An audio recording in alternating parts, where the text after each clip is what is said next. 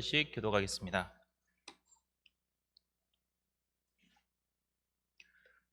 자, 사랑하는 자들아, 너희를 연단하려고 오는 불시험을 이상한 일 당하는 것 같이 이상히 여기지 말고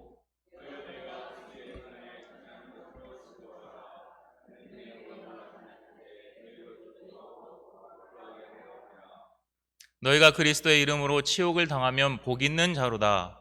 영광의 영 곧 하나님의 영이 너희 위에 계심이라.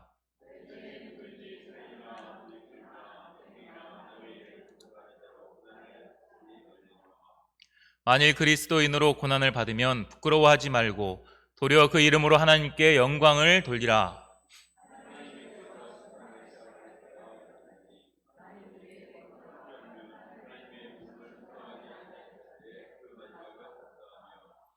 또 의인이 겨우 구원을 받으면 경건하지 아니한 자와 죄인은 어디에 서리요.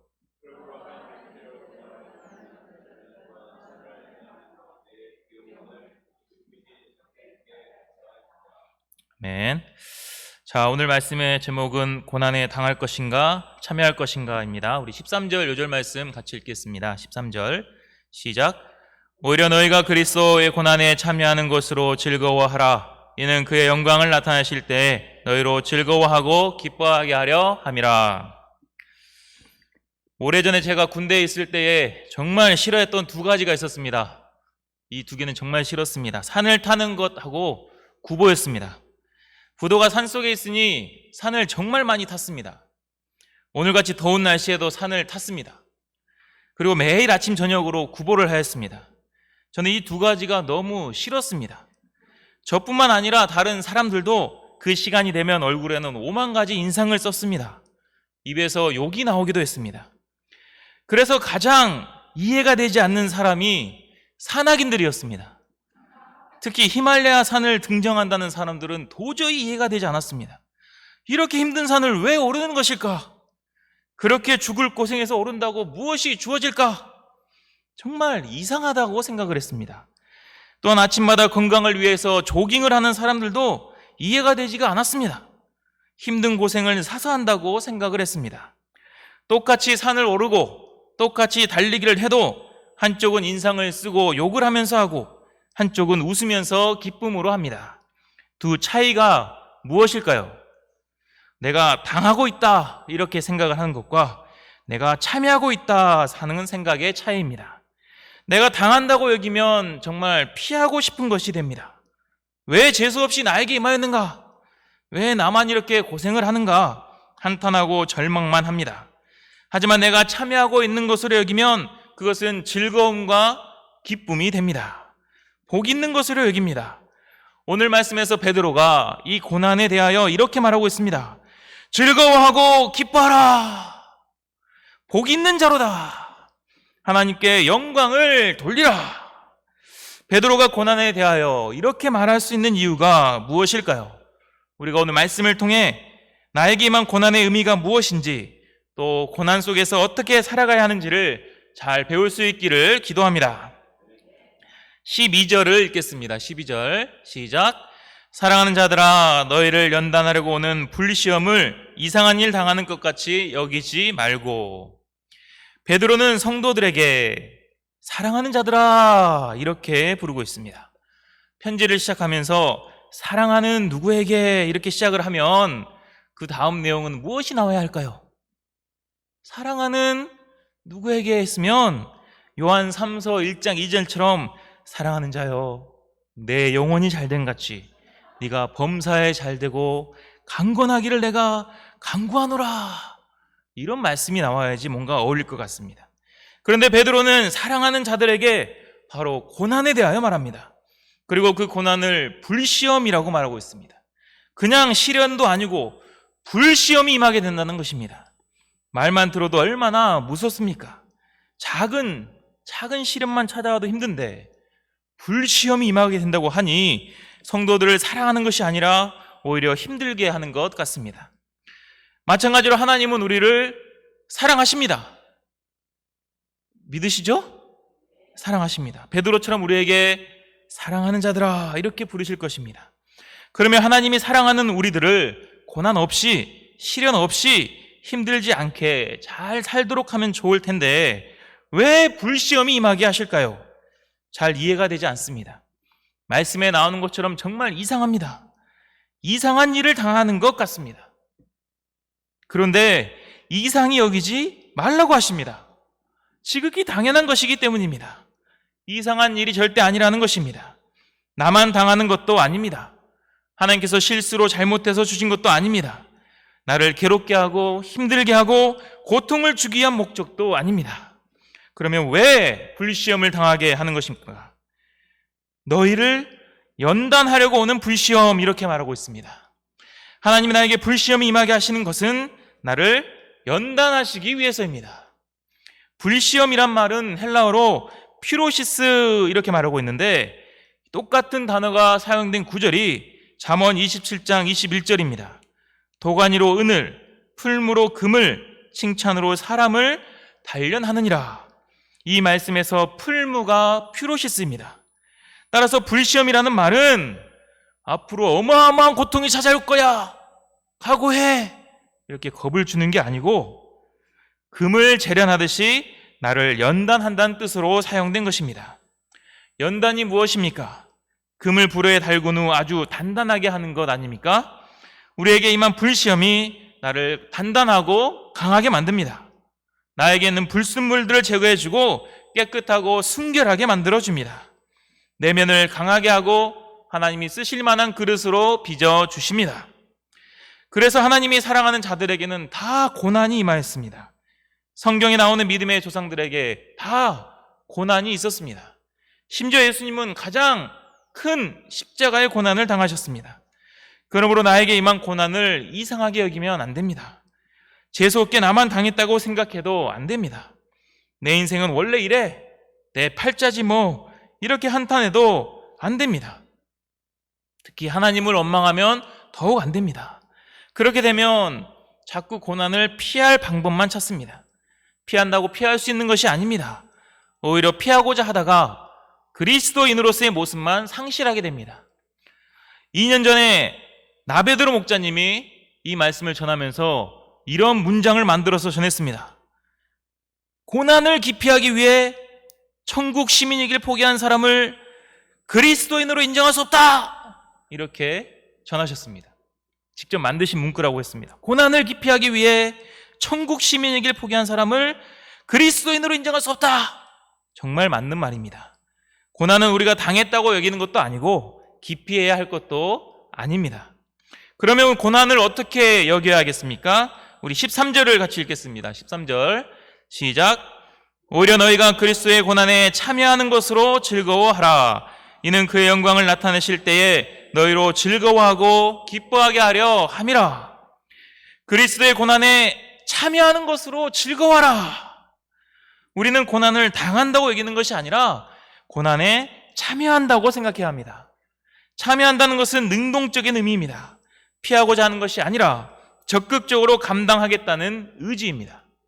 나에게 임한 십자가를 피하겠다는 것이 아니라 적극적으로 십자가를 지겠다는 것입니다. 여름 사이를 준비하면서도 섬기는 것이 쉽지가 않습니다. 고난입니다. 말씀을 맡아서 준비하는 것이 얼마나 힘듭니까? 실무자들이 섬기는 것도 얼마나 어렵습니까? 특히 이번 수양에는 우리 모두가 인생 소감을 써야 하니 큰 부담이 됩니다. 특세제에 참여하는 것도 고난입니다. 하지만 이렇게 섬길 때도 당해서 어쩔 수 없이 한다고 하면 내 마음에 힘만 듭니다. 왜 나만 하는가? 서운한 감정이 듭니다.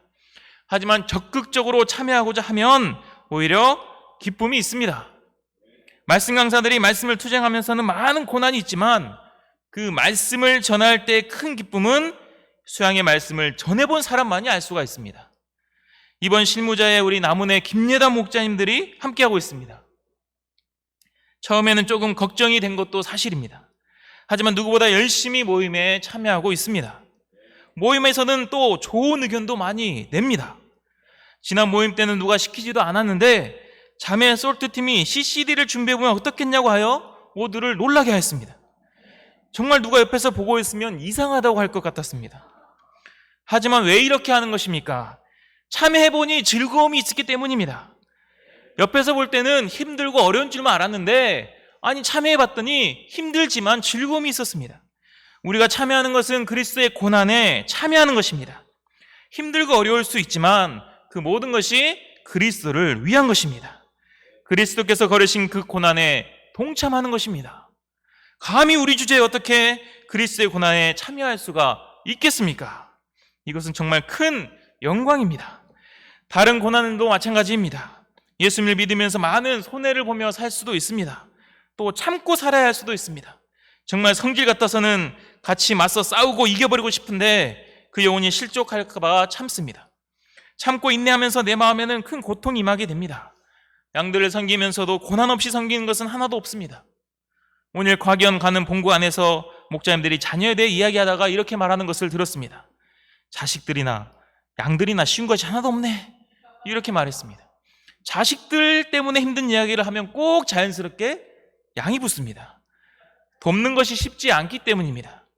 그들 때문에 소가리도 하고 갑자기 변한 모습에 상처를 받기도 하고 잘 자라는 것 같다가 하루아침에 떠나겠다고 하여 목자의 마음을 심히 힘들게 합니다. 전도하면서도 새파랗게 어린 학생들이 무시하고 버릇없이 굴고 인상을 팍 쓰면 열받지만 참습니다. 하나님을 위해 살고 있는데 자녀들은 속을 썩입니다. 삶에 크고 작은 환란이 찾아옵니다. 물질적인 어려움, 건강의 문제, 인간관계의 문제 등이 찾아옵니다. 이런 시련 속에서 믿음의 중심을 지키며 살 때 손해만 보는 것 같고 애매하게 고난이 더 심해지는 것 같기도 합니다. 이런 고난을 생각하면 전혀 즐겁지 않습니다. 기뻐할 수가 없습니다. 하지만 이 모든 것이 우리가 그리스도의 고난에 참여하는 것으로 믿으면 우리는 즐거워할 수가 있습니다. 13절 하반절입니다. 이는 그의 영광을 나타내실 때에 너희로 즐거워하고 기뻐하게 하려 함이라. 우리가 그리스도의 고난에 참여하면 장차 그리스도의 영광 중에 우리도 즐거워하고 기뻐하게 될 것이라고 약속하셨습니다. 로마서 8장 18절에서는 생각하건대 현재의 고난은 장차 우리에게 나타날 영광과 비교할 수 없도다 라고 했습니다. 우리가 그리스도의 고난에 참여하면 나중에 받을 영광은 비교할 수가 없습니다. 또 우리가 그리스도의 고난에 참여하고 있다는 것은 장차 우리에게 나타날 영광을 향해 잘 나아가고 있다는 증거입니다. 그 영광 중에 즐거움이 장차 어떠하겠습니까? 마태복음 25장의 달란트 비유를 보면 5달란트와 2달란트 받은 종이 열심히 일하여 2배의 이익을 남겼습니다. 성경에는 얼마를 남겼더라 한 구절로 적혀 있지만 이를 위하여 얼마나 많은 고난을 당했겠습니까? 이 고난은 주인을 위한 고난이었습니다. 주인이 돌아왔을 때 2 종에게 똑같이 이렇게 칭찬합니다.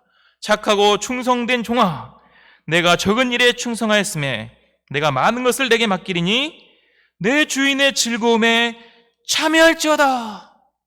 내 주인의 즐거움에 참여할지어다. 이렇게 칭찬을 합니다. 주인의 즐거움에 참여하게 됩니다. 주인의 영광에 동참하게 되는 것입니다. 반면 1달란트 받은 종은 어떠했습니까? 땅에 묻어두고 아무것도 하지 않았습니다. 어떠한 고난도 받지 않았습니다. 주인의 고난에 동참하지도 않았습니다. 그럴 때 이 종은 어떻게 됩니까? 마태복음 25장 30절입니다. 이 무익한 종을 바깥 어두운 데로 내쫓으라. 거기서 슬피 울며 이를 갈리라. 주인의 즐거움에 참여할 수가 없습니다. 나중에 슬피 울며 이를 갈며 후회하게 됩니다.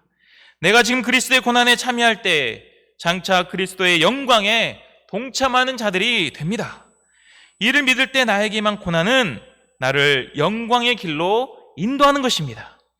기쁨과 즐거움의 길로 인도하는 기름을 알기에 우리는 현재 고난 속에서도 기뻐할 수가 있습니다. 또한 이러한 영광이 먼 미래에만 주어지는 것도 아닙니다. 14절을 읽겠습니다. 14절 시작. 너희가 그리스도의 이름으로 치욕을 당하면 복 있는 자로다. 영광의 영 곧 하나님의 영이 너희 위에 계심이라.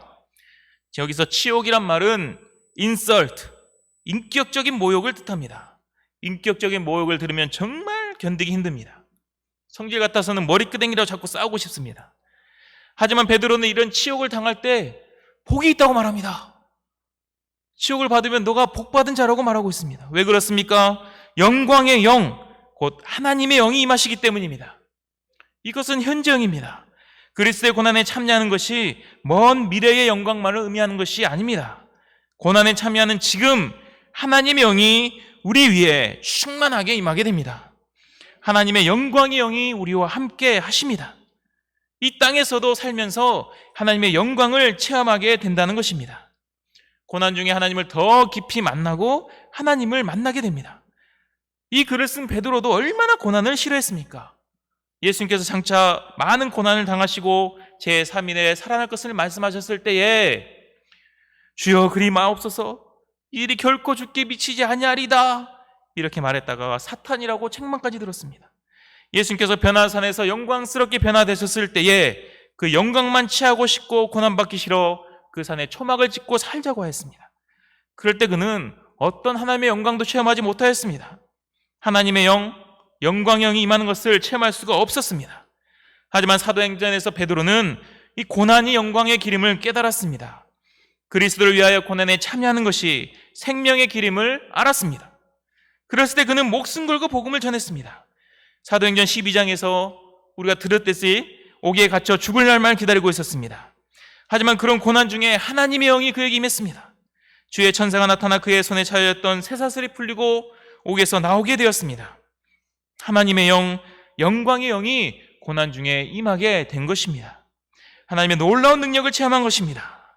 하나님은 고난 중에 있는 우리들을 결코 외면하지 않으십니다. 우리 위에 하나님의 영광의 영이 임하게 하십니다. 그러므로 우리는 고난 중에 어떻게 해야 합니까? 16절을 읽겠습니다. 16절 시작.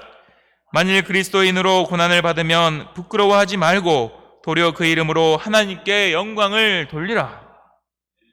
우리는 고난을 받았다고 슬퍼하거나 부끄러워해서는 안 됩니다. 당당하라는 것입니다. 사람들은 우리를 이상하게 생각합니다. 왜 예수 믿고 사는데 이렇게 힘들게 고난을 받니? 왜 굳이 저렇게까지 힘들게 살아야 하는가? 비난을 합니다. 이럴 때 소심하게 부끄러워하지 말고 하나님께 영광을 돌려야 합니다. 내가 주님 때문에 고난을 당할 때에 하나님께서 영광을 받으심을 알고 당당해야 합니다. 내가 엄청 크고 위대한 일을 한다고 해서 하나님께서 영광을 받으시는 것이 아닙니다. 내가 그리스도의 고난에 참여하는 것이 하나님께 영광을 돌리는 것입니다. 이를 알고 우리가 당당하게 정말 나에게 임한 고난에 적극 참여할 수 있기를 기도합니다. 어쩔 수 없이 당하는 것이 아니라 적극적으로 참여하여 하나님께 영광이 되기를 기도합니다. 군대에서 가장 많이 하는 말 중에 하나가 피할 수 없으면 즐기라 합니다. 고난은 절대 피할 수가 없습니다. 그러면 즐겨야 됩니다. 우리가 그리스도의 고난에 참여하여 인생의 즐거움과 기쁨을 맛볼 수 있기를 기도합니다. 여름 사이가 한 달 앞으로 다가왔습니다. 우리가 적극적으로 수양이를 섬기는 것에 참여해야겠습니다. 인생 소감 쓰는 것에도 적극 참여해야겠습니다. 또 특세제에도 적극 참여해야겠습니다. 한 영혼을 초청하는 것에도 적극 힘을 써야겠습니다. 이 모든 것들이 힘들고 어렵고 고난일 수 있지만 결국 우리에게 큰 즐거움과 기쁨을 주게 될 줄로 믿습니다. 그리하여 수양회를 통하여 이루시는 하나님의 능력을 생생하게 체험하고 하나님께 영광을 돌리는 우리들이 될 수 있기를 간절하게 기도합니다. 기도하겠습니다. 하나님 아버지, 오늘 말씀을 통하여서 고난에 대하여 가르쳐 주심에 감사합니다. 우리가 그리스도의 고난에 참여하는 것으로 즐거워하라고 하십니다. 이는 하나님께서 주님께서 다시 오실 때에 우리가 그 즐거움과 기쁨에 참여하게 됨을 믿기 때문입니다. 우리에게 임한 고난을 피하고 또 애써 당하고자 하지 아니하고 적극적으로 참여하여서 예수님께서 걸으신 그 길을 따라가며 그리스도의 고난에 동참하며 주님이 받으신 영광에 체험하는 자들이 될 수 있도록 도와주시기를 간절히 기도합니다. 수양회가 한 달 앞으로 다가왔습니다. 저희가 적극적으로 참여하면서 주님이 주신 은혜를 체험하고 수양회를 통해 큰 즐거움과 기쁨을 맛볼 수 있도록 도와주십시오. 감사하며 예수님의 이름으로 기도합니다. 아멘.